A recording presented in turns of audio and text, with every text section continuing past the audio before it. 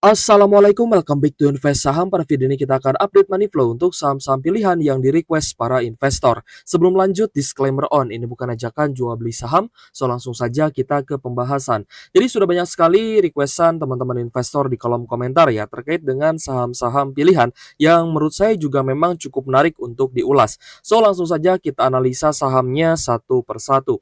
Yang pertama adalah saham Pegas guys ya, di mana Pegas terjadi koreksi 2,9%, close di Rp1.635 per saham. Padahal harga sahamnya sempat naik ya dari area supportnya di 1.440, naik sampai di 1.780 sebesar 23,6%. Tapi kira-kira apa yang menyebabkan saham Pegas ini mengalami koreksi ya? Selain dari distribusi yang memang kita lihat ini terjadi karena asingnya net sell. Jadi asing net sell sebesar 32,6 miliar ya untuk saham Pegas, terutama di penutupan hari Jumat kemarin, tanggal 2 Mei 2025. Dan kita lihat untuk Pegas ada BK, BB, dan juga AK yang melakukan distribusi, sedangkan retailnya banyak akumulasi, padahal harga sahamnya ini masih jatuh ya. Jadi jangan sampai teman-teman tangkap pisau jatuh, di mana harga saham turun, kita harus cari tahu alasannya kenapa.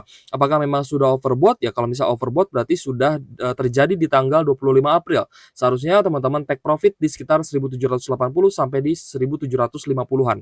Ya setidaknya di closing lah, di closing ketika turun di 1.725 ya. Nah, di sini seharusnya teman-teman sudah turun ya, karena melihat harga saham turun memang karena overbought atau jenuh beli, seperti itu. Tapi yang kita perhatikan ternyata bukan dari overbought-nya saja, namun ternyata dari sisi kinerja laporan keuangan pada kuartal 1 2025 ini, labanya turun ya guys ya, secara year on year. Secara year on year turun ya, dari 1,8 triliun menjadi 1 triliun rupiah saja. Dan secara kuartalan juga turun ternyata, dari 1,2 triliun menjadi 1 triliunan ya untuk saham Pegasnya. Jadi kemungkinan besar karena labanya yang turun ya, investor asing berbondong-bondong menjual ataupun melakukan distribusi yang cukup besar untuk saham Pegas ini. Nah, jadi teman-teman, detailnya bisa dilihat langsung di laporan keuangan guys ya. Kita sebenarnya bisa saja ya bedah laporan keuangan, tapi itu akan memakan waktu yang cukup lama ya, karena banyak sekali saham-saham yang sebenarnya harus atau perlu dipantau gitu ya. Dan kita memang mencari saham yang berpotensi naik ya di IHSG itu cukup sulit ya, karena kebanyakan saham memang terkadang dipengaruhi oleh fundamental, tapi juga terkadang kita harus fokus melihat money flow-nya. Saham-saham yang diakumulasi biasanya lebih cepat rebound dibandingkan saham yang memang fundamentalnya bagus tapi belum diakumulasi. Seperti itu ya. Jadi untuk saham Pegas ya kita menunggu koreksinya, jika memang nanti sudah oversold baru kita akan pantau lagi untuk entry buy. Next kita akan bahas saham Inco. Nah, Inco ini lebih menarik sebenarnya dibandingkan saham Pegas. Kenapa? Karena dari sisi kinerja ternyata ada peningkatan. Meskipun ya masih cukup sideways di 2480, tapi kalau misalnya kita perhatikan memang sempat terjadi kenaikan ya dari area low di 1850 guys. Jadi untuk saham Inco sendiri sampai di penutupan kemarin itu sudah naik 34%. Jadi wajar ya kalau misalkan ada beberapa pihak investor ataupun big money yang melakukan take profit. Dan kita lihat untuk saham Inco ada distribusi terutama dari NISQ dan juga AK. Namun ada investor asing yang ternyata mulai akumulasi. Nah, akumulasinya ini kita lihat memang belum terlalu besar, jadi belum bisa menaikkan harga saham Inco. Ada YU dan ZP sebagai top buyer ya dengan net buy 3,9 miliar. Beberapa investor retail juga mulai akumulasi ya, ada PD, YP dan juga XL, dan kita lihat juga ternyata ada XC guys. Ini mulai curi start ya di saham Inco ini. Meskipun memang ya kita lihat ada distribusi dari investor domestik ya, tapi retailnya ini mulai curi start bersama investor asing. Jadi Inco ini sangat menarik untuk dipantau, apalagi jika breakout di atas 2.500 ya. Ke level 2.600 teman-teman bisa coba buy on breakout di 2560, tapi di level saat ini di 2480 saya rasa resikonya pun tidak akan terlalu tinggi ya jika ternyata investor asing lanjut akumulasi. Nah, teman-teman bisa trend following di saham Inco. Ingat guys ya, trend following is a part of trading ya. Jadi tetap ada pembatasan risiko. Kalau misal memang teman-teman mentoleransi lebih tinggi ya bisa melakukan averaging down. Tapi kalau misal teman-teman sudah memantapkan trading plan-nya ya diikuti atau harus disiplin dengan trading plan seperti itu. Jadi untuk saham Inco cukup menarik dan akan kita pantau di hari Senin ya, karena juga ternyata labanya mulai naik lagi guys. Ya, secara year on year naik dari 97 miliar menjadi 357 miliar, secara kuartalan juga naik dari 105 miliar menjadi 357 miliar. Semoga Inco ya ini bisa bagi dividen kembali guys, karena ada beberapa, aksi korporasi kan yang sudah terjadi ya, di mana pemerintah Indonesia juga memiliki saham Inco ya alias Main ID, seperti itu. Dan semoga saja di kemudian hari ketika labanya kembali pulih ya, maka harga saham Inco juga berangsur-angsur naik, apalagi jika disertai oleh akumulasi asing. Sebenarnya akumulasi asing sudah terlihat di 10 April ya, bahkan ketika ada kenaikan 7% tanggal 11-nya. Nah, di sini, juga asingnya, berperan ya dalam menaikkan harga saham Inco. Ya, semoga kedepannya bisa lebih meningkat lagi ya, terutama dari sisi kinerja dan juga harga sahamnya.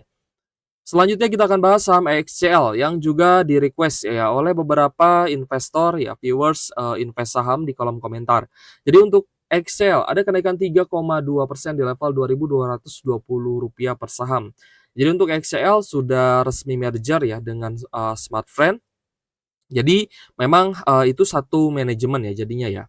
Tapi dari sisi produk itu sebenarnya nanti akan dikonsolidasi, akan digabung, tapi memang produknya, tetap dijual masing-masing guys, dengan paket yang berbeda-beda ya. Seperti contohnya iSat ya dan juga, Cellular Tree ya, itu juga kan, mereka merger tapi tetap, dipisahkan produknya ya, tetap dijual masing-masing. Ada Tree, ada juga M3 tapi memang, satu jaringan, seperti itu. Jadi untuk Excel sendiri kita lihat ada akumulasi ya, terutama dari investor asing, ini yang kita suka sebenarnya. Akumulasi asingnya bagus, terutama dari DP, RXZ, PKZ, dan juga AG. Sedangkan mayoritas investor retailnya jualan, investor retail dan domestik ada distribusi, terutama dari NI, SQ, XL, SAGR ya. Dan net buy asing di sini kita lihat mencapai 19,4 miliar. Dan kenaikan kemarin ya, meskipun baru naik 3,2% ya, tapi kita lihat ada potensi untuk bisa kembali rebound ya. Semoga saja untuk EXL-nya bisa rebound kembali karena memang sebelum merger harga sahamnya cukup lama sideways. Memang sideways seperti ini mungkin untuk trader, cukup menarik ya karena bisa take profit ketika harga naik, tapi ketika di bawah turun bisa entry kembali. Tapi untuk invest jangka panjang ya mungkin akan cukup membosankan ya, tapi it's okay ya kalau misalkan memang akumulasi asingnya terus berlanjut, saya yakin EXL bisa lanjut naik lagi. Oke guys, jadi untuk, kuartal 1 tahun ini 2025, belum terlihat ya guys ya untuk saham EXCL ya. Jadi, EXCL sendiri ya semoga saja nanti naik ya seperti saham-saham telekomunikasi lainnya ya. Contohnya iSat yang kinerjanya ada kenaikan. Ya semoga saja XL juga mengalami hal yang sama. Tapi memang, hasil dari merger ya di sini, perusahaannya juga berbeda atau berganti nama ya. Jadi XL Smart Telekom Sejahtera Tbk, seperti itu. Oke guys, next kita bahas iSat juga ya. iSat juga berangsur-angsur naik ya dari, level bottom-nya sampai di closing kemarin itu sudah naik 50%. Nah, jadi siapa nih yang udah cuan di saham iSat? Tulis di kolom komentar. Tapi sejauh ini investor asing masih rutin akumulasi. Nah, asing ini akumulasi terus dari tanggal 21 Maret gitu ya. 21 Maret, 24 Maret terus melakukan akumulasi meskipun memang, mungkin ya tidak terlalu besar. Jadi untuk iSat sendiri kita lihat ada normal distribusi dari domestik dan juga investor retail, namun asingnya terus melakukan akumulasi dan net buy 34,4 miliar. Dan di sini kita lihat, retail yang curi start ya, ada XC di sini, yes. Ada XC, OD, dan juga CC, ya ini cukup menarik sebenarnya untuk saham iSat. Trend following saya rasa masih oke ya, selama, kinerjanya bagus ya kita tidak ada salahnya lah untuk mencoba. Jadi untuk iSat sendiri labanya naik dari 1,2 triliun menjadi 1,3 triliun secara year on year, secara kuartalan juga naik ya dari 1 triliunan menjadi 1,3 triliun yang artinya kinerja iSat ini sangat bagus. Meskipun kita lihat memang, PBV-nya sudah lumayan tinggi ya di angka 1,7 kali, namun masih ada upside untuk kenaikan, harga saham iSat ya. Jadi masih masih menarik lah untuk trend following di saham iSat ini. Oke guys, kembali lagi disclaimer on ya. Semua keputusan investasi menjadi tanggung jawab pribadi masing-masing sebagai investor di pasar modal. Selanjutnya adalah BSDE. Nah, kita lihat beberapa saham properti juga mulai naik ya dari level bottomnya. Contohnya seperti BSDE, CTRA, dan juga SMRA ya. Meskipun SMRA ada normal correction. Untuk BSDE sendiri kita lihat ada kenaikan 21% dari level bottom ya. Jadi sudah sangat wajar ya jika ada koreksi yang membuat harga sahamnya turun ya di bawah MA50. Nanti kalau misalkan ada normal correction lebih baik ditunggu terlebih dahulu ya. So untuk BSDE cukup netral ya, kita lihat asingnya juga ada distribusi terutama dari UBK. Di sini net sale-nya 2,3 miliar. Sedangkan retailnya masuk ya di BSDE. Nah, karena memang sudah overbought, jadi lebih baik kita wait and see ya. Untuk saham BSDE, apalagi kan belum ada akumulasi asing lagi. Jadi untuk saham BSDE pun, kalau misalnya kita perhatikan ya, kuartal 1 2025-nya belum rilis guys. Jadi nanti kita tunggu ya. Tapi overall, untuk full year 2024, labanya sangat bagus ya. Naik dibandingkan tahun sebelumnya, secara year on year, dari 1,9 triliun naik menjadi 4,3 triliun. Itu sangat tinggi guys kenaikannya. Tapi entah di tahun 2025 ini apakah penjualannya akan semanis di tahun 2024, nanti kita lihat ya bareng-bareng kalau misalkan laporan keuangannya sudah rilis. Jadi untuk BSDE kesimpulannya mungkin kita akan wait and see. Nah, ini juga saham yang di-request ya oleh teman-teman investor di kolom komentar. Kita lanjut, selanjutnya adalah saham data ya, saham yang cukup spekulatif ya untuk teman-teman yang mungkin mau entry di saham data. Karena kemarin sudah ada kenaikan meskipun tidak naik lagi ke level sebelumnya di 2100 ya, tapi kita lihat bahkan sudah menyentuh jenuh beli guys atau overbought ya, sampai di 1500 pun sudah naik 60%, ini sudah overbought dan artinya sudah akan banyak investor yang jualan. Jadi untuk data sendiri distribusinya cukup besar, terutama dari asing ya, 873 juta, meskipun memang, menipis ya net sell asing, tapi asingnya sudah jualan 3 hari berturut-turut. Ketika sudah naik 60%, asingnya jualan sejak tanggal 29 April, 30 April, dan di 2 Mei kemarin. Sedangkan investor retailnya masih akumulasi, ada XL, PD, dan juga XC sebagai top buyer, seperti itu. Padahal kita lihat memang sudah menyentuh zona overbought yang seharusnya, harusnya take profit, ini malah entry gitu ya. Jadi sekali lagi ya, saya bilang ke teman-teman beli saham itu ketika harganya di bawah atau teman-teman bisa menggunakan indikator di sini untuk stokastik RSI ya. Bisa menunjukkan adanya oversold. Kalau oversold ada potensi untuk naik oversoldnya terjadi di 21 April ya. Jadi setidaknya ketika sideways teman-teman beli di 900-an untuk data dan cuan 60% ketika naik ke 1.500. Itu ketika overbought ya siap-siap jual gitu ya. Jadi jangan kebalik ya. Ketika overbought teman-teman beli ya harga sahamnya akan cenderung turun. Jadi untuk data ini bukan waktunya entry, tapi ini waktunya take profit. Kecuali ada akumulasi ya mungkin masih bisa trend following ya. Contohnya seperti tadi XCL dan lainnya. Tapi untuk data kita lihat memang ini bukan waktunya entry, tapi ini waktunya untuk take profit. Seperti itu. Selanjutnya kita akan bahas saham Tepia. Nah, Tepia ini saham Konglo ya guys ya. Dan kita lihat ada akumulasi ya yang cukup menarik dari asing sehingga harga sahamnya naik 9,8%. Sudah sering saya katakan bahwa saham-saham Konglo itu akan sangat mudah naik jika asingnya masuk.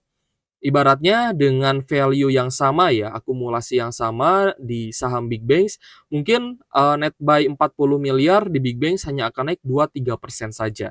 Tapi untuk saham Tepia bisa naik 9,8%. Jadi ketika saham-saham Konglonya ini mulai berangsur-angsur naik, teman-teman jangan ini ya, kalau misalkan memang berani ya, silahkan untuk melakukan trend following. Tapi kalau misalnya memang tidak terbiasa masuk ya di saham Konglo ya jangan ya guys ya. Kalau misal tidak terbiasa dan memang anti gitu ya. Tapi yang paling menarik dari Tepia ya sebenarnya bukan hanya akumulasi asing yang kita lihat ada ZP, CCAKBK sebagai top buyer. Tapi yang kita lihat menarik adalah anak usahanya yaitu CDIA yang akan IPO. Nah, nanti IPO-nya mungkin akan kita bahas juga guys ya, tapi sejauh ini memang Tepia masih membukukan kerugian bersih ya, rugi 420 miliar guys di laporan keuangan kuartal satunya seperti itu. Tapi anak usahanya yaitu CDIA ya akan segera IPO dan ini merupakan sebuah big event kembali ya dan semoga teman-teman bisa cuan. Tapi masalahnya gini guys, masalahnya penjatahannya pasti akan kecil. Nah, itu yang mungkin kita akan expect ya bahwa ketika investor retail berbondong-bondong ikut IPO, malah penjatahannya bisa sangat kecil.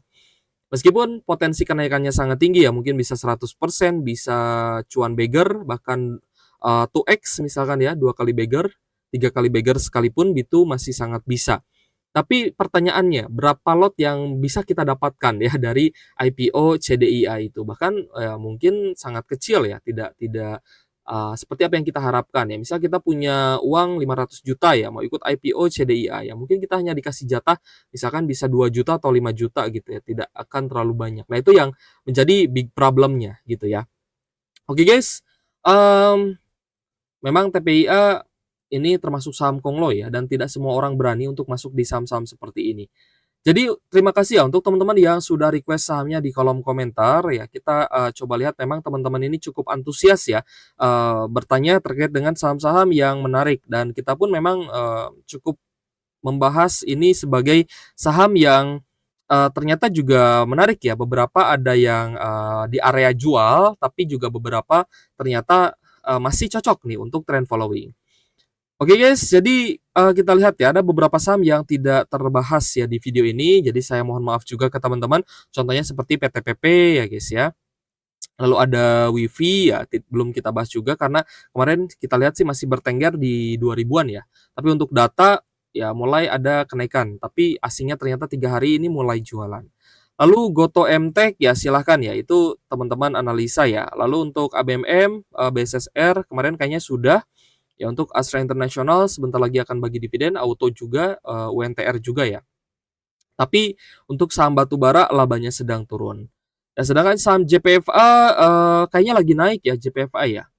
Jadi untuk saham-saham yang sudah naik sih ya tinggal, waktunya take profit saja gitu ya. Tinggal, di area jual ya jual. Tapi kalau misal mau nekat ya, nekat trend following silahkan ya mungkin teman-teman harus, ekstra ketat ya untuk memantau sahamnya. Oke guys, terima kasih ya untuk teman-teman yang sudah request sahamnya di kolom komentar ya, dan juga terima kasih untuk teman-teman yang sudah menonton video ini. Thanks for watching, see you on the next video. Wassalamualaikum warahmatullahi wabarakatuh.